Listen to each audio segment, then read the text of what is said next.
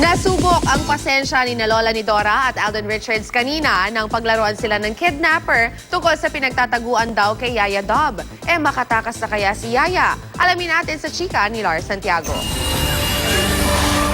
Naghahanap din siya. Sinuyod na ni Alden Richards ang kalsada para hanapin si Yaya Dob. Nagpaskil ng poster sa poste at namigay rin sa mga kasalubong. Sina Tinidora at kanyang kwandos naman. Ikinabit ito sa damit. Yan ang walking billboard. Imbes daw na malungkot habang naghahanap kay Yaya, mas maigi raw kung Hey, nakita niyo ba si Yaya? Music please! A little bit of Monica. A little bit of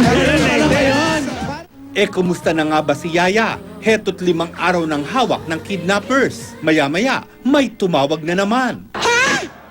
Nandito na sa barangay si Yaya! Saan dito? Niloloko ka niya, Lola. Katabi daw ng gray na gate sa may green na screen. Agad naghanap ang The Explorer Sisters pagpasok sa isang bahay. Yaya, Yaya. Yaya. Yan. Oh, False alarm pala. nasa Broadway daw si Yaya. Alden! Alden! Andyan daw sa Broadway siya. Sinuyod ni Alden ang studio.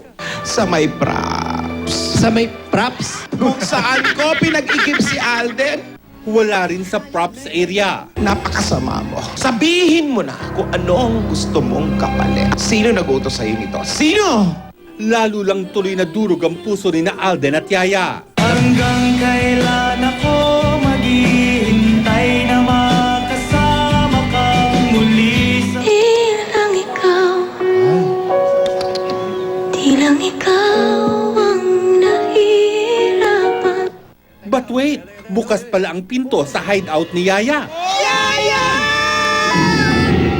Makatakas na kaya siya? Bawal ang absent bukas sa mas matinding mga eksena sa nag-iisang Kalye serye. Lars Santiago, updated sa Showbiz Happening.